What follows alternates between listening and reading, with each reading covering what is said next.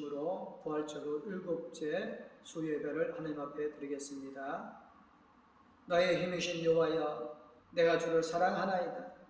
여호와는 나의 반석이시오 나의 요새시오 나를 건지는 이시오 나의 하나님이시오 내가 그 안에 피할 바이시오 나의 방패시오 나의 구원의 뿌리시오 나의 산성이시로다.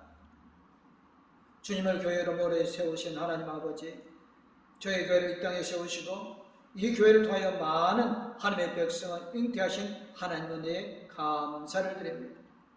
우리 교회가 구원의 반석이요 요새요 귀할 바위가 되게 하시옵소서. 오늘 복된 예배하는 성도들에게 은총을 베풀어 주시며 성령 충만하게 채워 주시옵소서. 이 예배가 영과 진리로 드리게 하셔서 성삼위 하나님께서 영광 받으시기를 예수님의 이름으로 기도드리옵나이다. 아멘. 찬송가 382장 하나님 앞에 찬양 드리겠습니다. 근심 걱정 말아라 주 너를 지키리 주 날개 밑을 걸어라 주 너를 지키리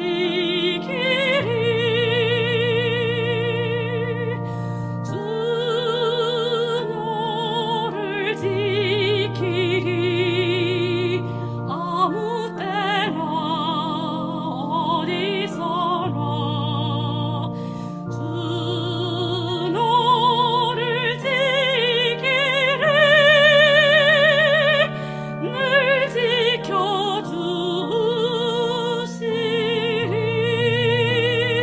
지켜주시리 어려워 낙심될 때에 주 너를 지키리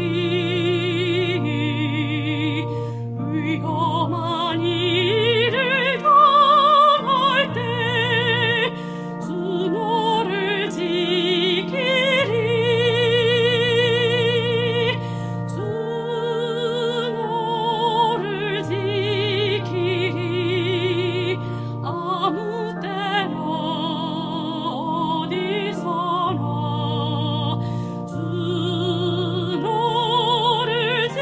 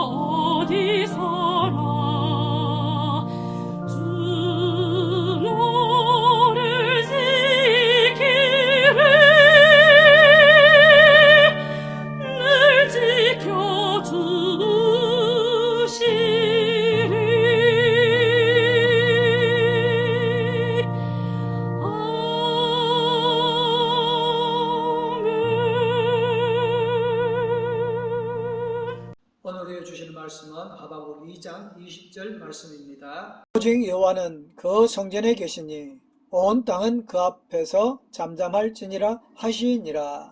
아멘. 찬송가 338장 하나님 앞에 찬양 드리겠습니다. 내 주를 가까이 하게 함은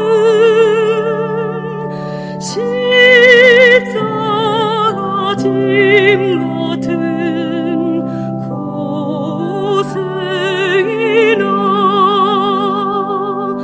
내 일생 소원은 늘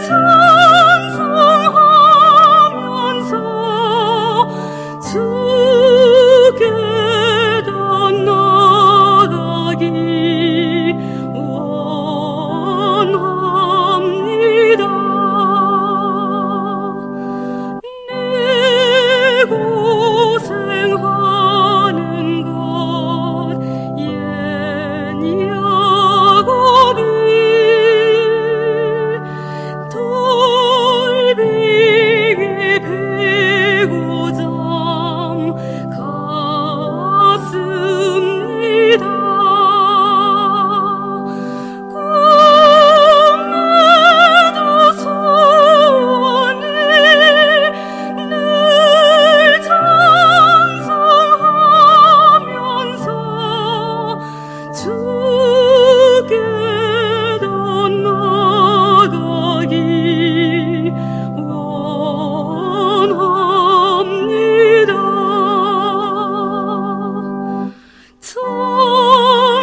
천성에 가는 길 험하여도 생명길 되나니 은혜로다.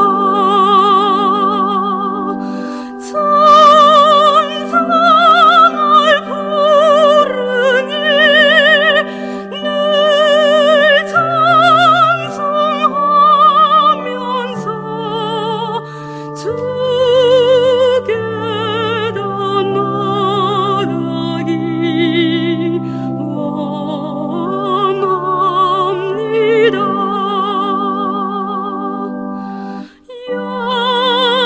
야곱이 잠 깨어 일어난 후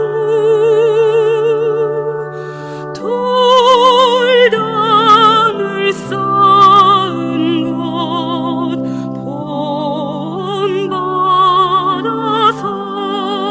본받아서 숨질 때 되도록 늘 찬송하면서 주께 더 나아가기 원합니다.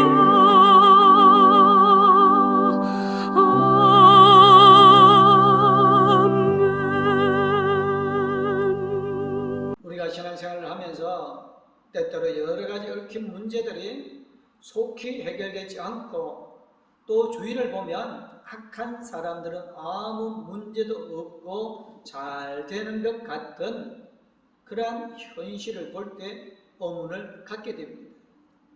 이것은 우리들만의 의문이 아니라 구약 성경을 보면 많은 하나님의 사람들이 같은 의문을 가졌던 것을 알 수가 있습니다. 하박국 선지자가 이 같은 모습을 보고 탄식하면서 이와 같이 부르짖습니다.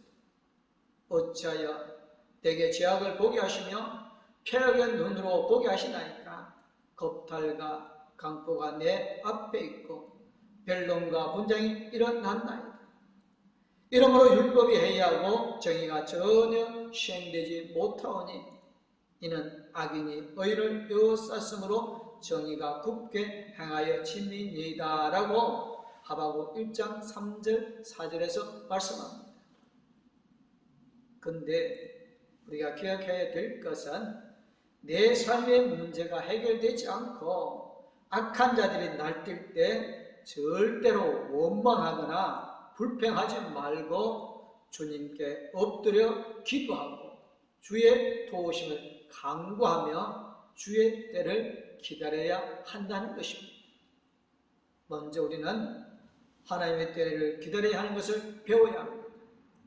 하나님의 때를 기다려야 합니다. 주님을 바라보고 간절히 기도하면서 주님께서 내게 무엇라 말씀하시는지 주님의 음성에 귀 기울이는 우리 모두가 되어야 합니다. 하박국 2장 1절입니다. 내가 내 파수하는 곳에 서며 성류에 서리라. 그가 내게 무엇이라 말씀하실는지 기다리고 바라보며 나의 질문에 대하여 어떻게 대답하시는지 보리라 하였더니, 하박국 선지자가 하나님 앞에 간절히 기도하고 나의 질문에 하나님께서 어떻게 대답하실지, 내게 뭐라고 말씀하실지 내가 기다리며 바라보리라. 이것이 신앙인들의 모습입니다. 주님이 내게 무엇이라 말씀하실지 주님 말씀에 귀를 기울이고 주님의 때를 기다려야 되는 것입니다. 주님의 약속은 반드시 주님의 때에 이루어지는 것입니다. 하박국 2장 3절입니다. 이 묵시는 정한 때가 있나니 그 종말이 속히 이르겠고 결코 거짓되지 아니하리라. 비록 더딜지라도 기다리라. 지체되지 않고 반드시 응하리라. 아멘. 더딜지라도 기다리라. 지체되지 않고 반드시 응하리라. 반드시 응하리라. 내 생각하는 것보다 응답이 좀 늦게 오는 것 같지만 반드시 하나님의 때에 응답이 다가올 것이므로 그 응답이 더딜지라도 기다리라. 기다리라. 기다리라. 주님이 말씀하실 것입니다. 주님의 때를 기다리면서 절대 우리의 믿음이 흔들리면 안 됩니다. 부정적인 생각을 하고 원망하고 불평을 하면 안 됩니다. 하나님이 기뻐하지 않으시는 모습인 것입니다. 시편 37편 1절에 이와 같이 말씀합니다. 악을 행하는 자들 때문에 불평하지 말며 불의를 행하는 자들을 시기하지 말지어다. 원망과 불평을 하면 그 원망과 불평에 내가 사로잡히게 되는 것입니다. 원망하지 말고 불평하지 말고 주님의 때를 기다려야 되는 것입니다. 약속의 말씀을 붙잡고 기도하며 주님의 때를 기다리면 응답이 다가오는 것입니다. 은혜가 임하는 것입니다.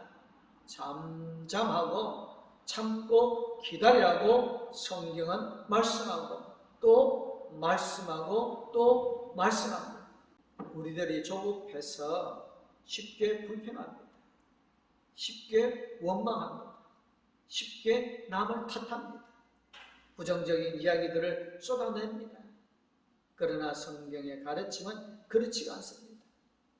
시편 37편의 7절입니다.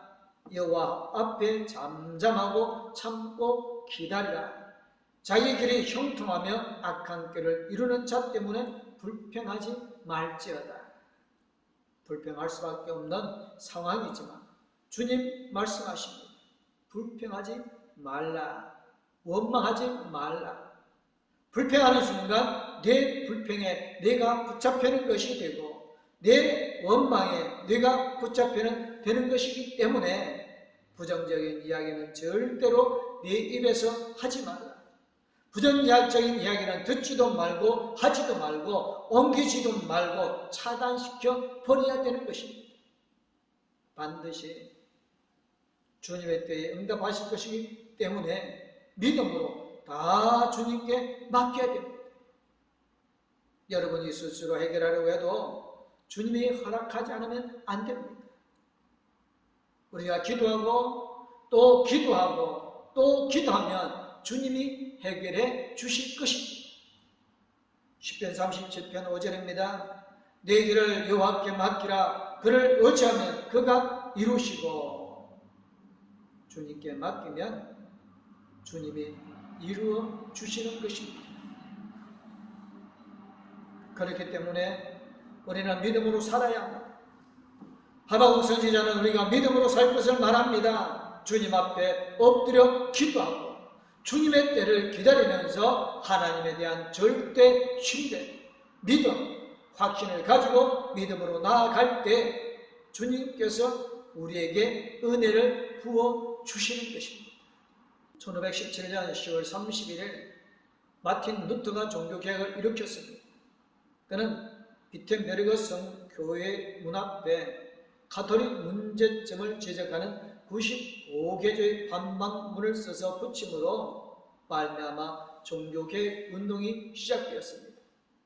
천년의 역사를 이어오던 가톨릭의 권세에 마틴 루터 일개 신부가 감히 왕도 대적하지 못했던 교회의 권세 앞에 하나님의 말씀을 가지고 믿음으로 선 것입니다.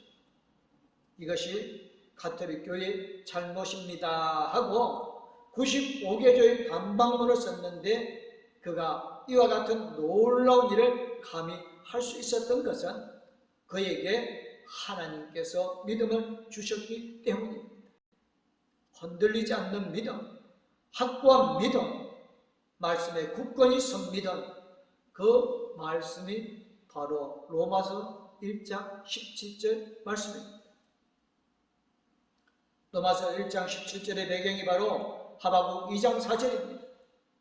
로마서 1장 17절을 말씀합니다. 복음에는 하나님의 의가 나타나서 믿음으로 믿음에 이르게 하나니 기록된 바 오직 의인은 믿음으로 말미암아 살리라 함과 같으니라. 하박국 2장 4절입니다. 보라 그의 마음은 교만하며 그 속에서 정직하지 못하나 의인은 그의 믿음으로 말미암아 살리라. 아멘. 의인은 그의 믿음으로 말미암아 살리라. 하나님 우리에게 보시는 것이 우리의 믿음입니다. 절대 긍정의 믿음입니다. 믿음은 하나님만 의지하고 하나님만 바라보고 절대 흔들리지 않는 것이 믿음입니다. 은혜를 받았을 때 할렐루야 하고 은혜 못 받고 흔들리고 불평하고 원망하는 것은 믿음의 모습이 아닙니다. 믿음은 눈이 오나 비가 오나 문제가 있으나 어려움이 다가오나 기쁜 일이 있으나 또 슬픈 일이 있으나 흔들리지 아니하고 주님을 찬양하고 감사하고 주님께 나아가는 것이 바로 믿음입니다. 어떤 것이 믿음이냐? 하나님의 뜻대로 순종하고 겸손하고 온전한 모습으로 주님을 섬기는 것이 믿음인 것입니다. 하나님께서 교만한 자를 물리치시고 겸손한 자에게는 그리고 의인의 삶을 살기를 원하는 믿음의 사람들에게 복을 내려 주시는 것입니다.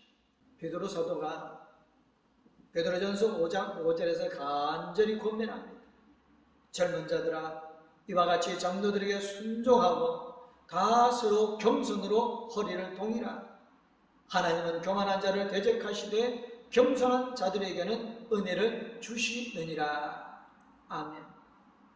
과연 우리가 하나님 보시기에 겸손으로 허리를 동이고 의인의 삶, 믿음의 삶을 살고 있는지 우리 자신을 돌아보아야 합니다. 우리는 한없이 교만합니다. 늘 자기밖에 모릅니다. 남이 어떤 흐름을 당하고 문제가 있는 것은 별로 개의치 않고 내가 조금만 불이익을 당하거나 내가 조금만 흐름을 당하면 스스로 분노하고 상처받고 펄펄 뛰는 것이 우리들의 모습입니다. 그것이 교만입니다. 진정한 하나님의 사람들은 모든 것이 하나님의 은혜라고 고백하는 사람들입니다. 나는 아무것도 아닌 것임을 고백하는 사람들이 하나님의 사람들입니다. 내가 아무것도 아닌데 주님 날 택하셔서 오늘 여기까지 나를 인도해 주셨습니다. 그것이 바로 하나님의 사람이고 믿음의 사람의 모습인 것입니다. 사도 바울이 고백하지 않습니까? 나의 나 된 것은 주님의 은혜입니다. 나는 아무것도 아닙니다. 나는 죄인들의 두목인데 하나님이 여기까지 인도해 주셨습니다. 이와 같은 믿음으로 살게 되어지길 바랍니다. 늘 약속의 말씀을 붙잡고 하나님께 영광 돌리는 삶을 살아가면 하나님께서 우리에게 큰 복을 내려 주실 것입니다.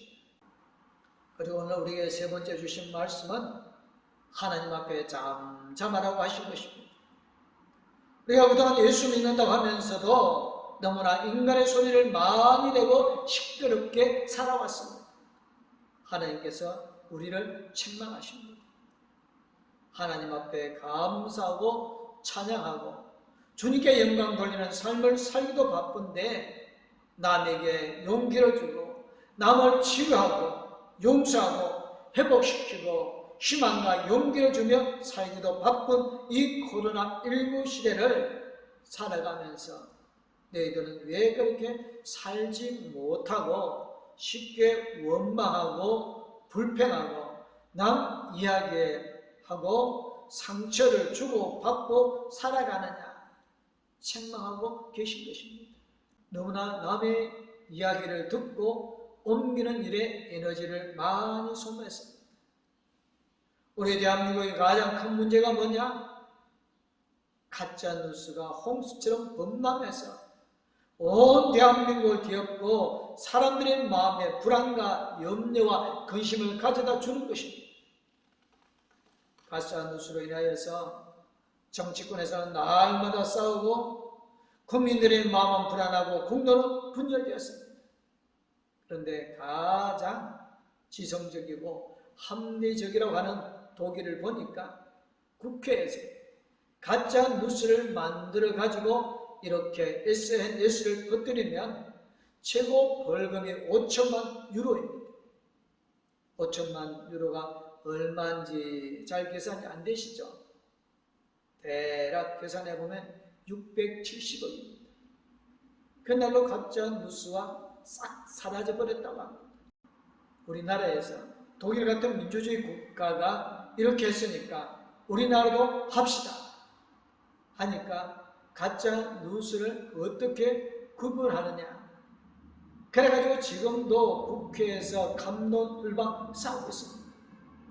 그래서 오히려 가짜 뉴스를 잡는다고 진짜 뉴스도 문제가 생겼다고 그래서 시도도 못하고 있습니다. 그러나 독일은 그렇게 시행하고 있습니다. 그 이후로 독일 사회는 분열시키고 소동하는 모든 가짜 뉴스가 싹 사라져버렸다. 몇 년 안 되었습니다. 2017년인가가 그렇습니다. 아무렇게나 말하고 그리고 말한 것에 대해 책임을 지는 사람이 없습니다. 어느 날 어디서 들은 거예요? 아니면 말고입니다. 이것은 우리나라가 고쳐야 됩니다. 대한민국의 정신을 차려야 합니다. 대한민국의 교회가 이 문제에 대해서 바로 서야 됩니다. 교회가 먼저 바로 서면 이 나라가 바로 서게 될 것입니다. 하나님이 가장 기뻐하시지 않는 모습을 그동안 이 대한민국이 방치해 두었고 교회에서도 그런 일이 일어났던 것을 회개합니다. 다윗이 악한 자들이 주변에서 떠드는 모습을 보면서 하나님께 기도합니다. 시편 12편 2절 4절의 말씀입니다. 그들이 우리에게 각기 거짓을 말하며 압청하는 입술과 두 마음으로 말하는도다. 여호와께서 모든 압청하는 입술과 자랑하는 해를 끊으시리니 그들이 말하기를 우리의 혀가 이기리라. 우리의 입술은 우리의 것이니 우리를 주관할 자 누구리요 함이로다. 하나님께서 모든 압청하는 입술과 자랑하는 혀를 끊으실 것입니다. 하박국 선지자는 그래서 주 하나님께서 성전에 계시니 온 천하가 그 앞에서 잠잠하라 선포한 것입니다. 하나님이 성전에 계시니 온 천하가 그 앞에서 잠잠하라. 하박국 2장 20절 말씀입니다. 하나님께서 일을 하신 것입니다. 우리가 잠잠하고 참고 기다리면 하나님 일을 하시는 것이지 우리가 일을 하는 것이 아닙니다.